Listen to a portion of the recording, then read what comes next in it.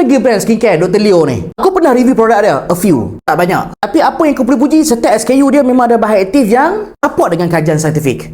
Tipu aku memang orang sains, bekas doktor perubatan. Kalau aku nak promote produk-produk overclaim. Akaun jenama Dr. Leo ni ada satu tim dermatologist. So no wonder lah produk Dr. Leo memang berkesan. Formulation skincare selamat, harga murah gila. Dan satu lagi SKU yang agak aku suka, moisture gel. Ada 3 jenis color. Orang tak boleh balun semua jenis moisturizer ikut apa problem kulit korang. Contoh ada masalah jeragat, hyperpigmentation atau uneven skin tone. Pakai color orange ni. Color orange ni ada vitamin C. Kajian pun bantu untuk pigmentasi. Mana vitamin C ni memang kajian abang menghalang enzim tyrosinase untuk menghasilkan pigment.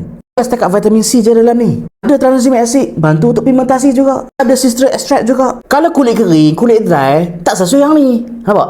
Tekstur dia macam ayam. Obviously bahan non-comedogenic, maksudnya tidak akan menyebabkan clot tersumbat dan tak melekit. Moisturizer ni kalau bergabung dengan set vitamin C Dr. Leo yang aku pernah review dulu, konsisten saja. Masalah parut jerawat gelap, okey? Ragat, melasma dengan syarat top up sekali dengan sunscreen. Kalau masalah kulit kering, biar rosak, kulit jadi sensitif, sentuh-sentuh pedih. Contoh tak pernah pakai retinol ni tapi pakai hari-hari pula, dah hanam kulit. Top skincare yang ada bahan aktif macam tadi. Cari moisturizer gel yang biru ni aku suggest gila. Kalau biru ni memang ada Centella Acetica. Ada kajian Centella Acetica bantu gila untuk masalah-masalah skin barrier damage. Gel ni asyik memang bantu untuk kelembapan kulit, terutamanya bahagian skin barrier. Tak ada fragrance and obviously gel texture, nampak?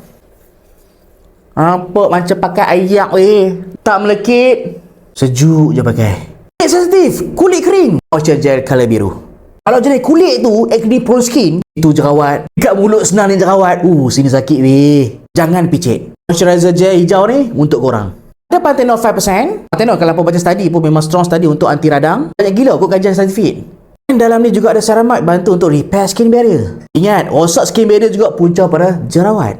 Dan ada satu lagi bahan yang aku tak pernah dengar ada dalam ni. Bunga ni lah, Portulaca oleracea. Jadi aku tak pernah dengar bahan ni. Kalau baca research, Portulaca oleracea ni dia ada sifat antibakteria spesifik pada kuman Staphylococcus aureus. Aku learn something hari ni. Guess what? Portulaca oleracea juga ada sifat anti-aging. Kajian habak weh. Cik dia sama juga gel. Ni. Aku love gila moisturizer gel terbaru Dr. Leo ni. Ni orange, yang ni biru, yang ni hijau. Kau nampak macam berkilat tak? Tak. Dia tak berminyak weh. Kalau kau ada masalah skin, jangan ambil semua jenis moisturizer. Tengok bahan aktif apa yang dia ada. Sesuai tak untuk masalah kulit kau?